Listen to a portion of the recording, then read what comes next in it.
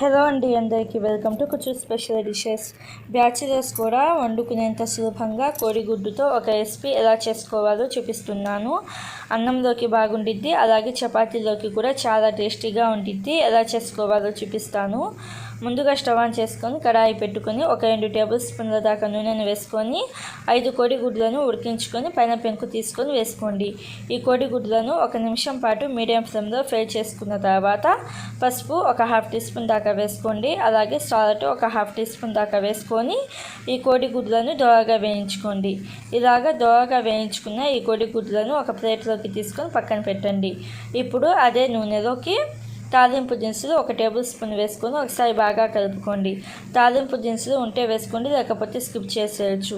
ఒకసారి కలుపుకున్న తర్వాత 3 పెద్ద సైజు ఉల్లిపాయలను సన్నగా కట్ చేసుకొని వేసుకోండి. ఉల్లిపాయలు కొంచెం పింక్ కలర్కి వచ్చిన తర్వాత 3-4 రెమ్మల కరివేపాకు అలాగే పుదీనా ఆకులను సగానికి తుంచుకొని వేసుకోండి. టేస్ట్ బాగుంటుంది. ఇప్పుడు దీనిలోనే అల్లం వెల్లుల్లి పేస్ట్ ఒక 1/2 టీ స్పూన్ దాకా వేసుకుంటున్నాను. మీ దగ్గర అల్లం వెల్లుల్లి పేస్ట్ లేకపోతే వెల్లుల్లి రెబ్బలను దంచుకొని వేసుకోండి, సరిపోతుంది. ఇలాగా అల్లం వెల్లుల్లి పేస్ట్ పచ్చివాసన పోయిన తర్వాత 3-4 పచ్చిమిర్చిని చీలికలుగా కట్ చేసుకొని వేసుకొని ఉల్లిపాయలను దోరగా వేయించుకోండి. ఉల్లిపాయలను దోరగా వేయించుకున్న తర్వాత రెడ్ చిల్లీ కారం 1 టేబుల్ స్పూన్ అలాగే పసుపు ఒక 1/2 టీ స్పూన్ దాకా వేసుకొని సాల్ట్ ఒక 1/2 టీ స్పూన్ దాకా వేసుకోండి. మనం కోడిగుడ్లలో కూడా వేసుకున్నాం కదా, సాల్ట్ చూసుకొని వేసుకోండి. వేసుకొని 1 నిమిషం పాటు ఫ్రై చేసుకోండి. 1 నిమిషం తర్వాత పైన మూత పెట్టేసి ఒక 2 నిమిషాల పాటు ఉడికించుకోండి.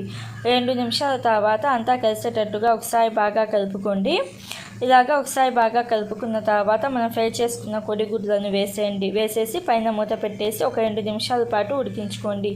ఇలాగా ఉడికించుకోవడం వలన మనకు ఉల్లిపాయల ఫ్లేవర్ అనేది కోడిగుడ్లకి తగిలి టేస్ట్ అనేది బాగుండిద్ది. 2 నిమిషాల తర్వాత సన్నగా కట్ చేస్తాం కొత్తిమీర వేసుకోండి. కొత్తిమీర వేసుకొని ఒకసారి బాగా కలుపుకోండి. ఇలాగ ఒకసారి బాగా కలుపుకున్న తర్వాత ఒక 1/4 కప్పు నీళ్ళని వేసుకోండి. నీళ్ళు మసాలాలు మాడిపోకుండా ఉండడం కోసం వేస్తున్నాము, ఎక్కువ వేయద్దు. జస్ట్ ఒక 3 టేబుల్ స్పూన్ల దాకా వేసుకొని ఒకసారి బాగా కలుపుకొని పైన మూత పెట్టేసి మీడియం ఫ్లేమ్లో ఒక 4-5 నిమిషాల పాటు ఉడికించుకోండి. 4-5 నిమిషాలకి ఆయిల్ సపరేట్ అవ్వడం స్టార్ట్ అవుతుంది. అప్పుడు సన్నగా కట్ చేస్తాం కొత్తిమీర వేసుకొని ఉప్పు కారం సరిపోయిందో లేదో చూసుకొని పడితే ఇంకొంచెం వేసుకొని ఒకసారి బాగా కలుపుకోండి. ఒకసారి బాగా కలుపుకున్న తర్వాత మంట ఆఫ్ చేసేసి సర్వ్ చేసుకోవాలి. అన్నంలోకి బాగుంటుంది, చపాతీలోకి అలాగే పప్పు చేసినప్పుడు కాంబినేషన్గా కూడా చాలా టేస్టీగా ఉండిద్ది. ఈ రెసిపీ కనుక మీకు నచ్చినట్టయితే ఒకసారి తప్పకుండా ట్రై చేసి మీకు ఎలా వచ్చిందో నాకు కామెంట్ బాక్స్లో చెప్పండి. Thank you.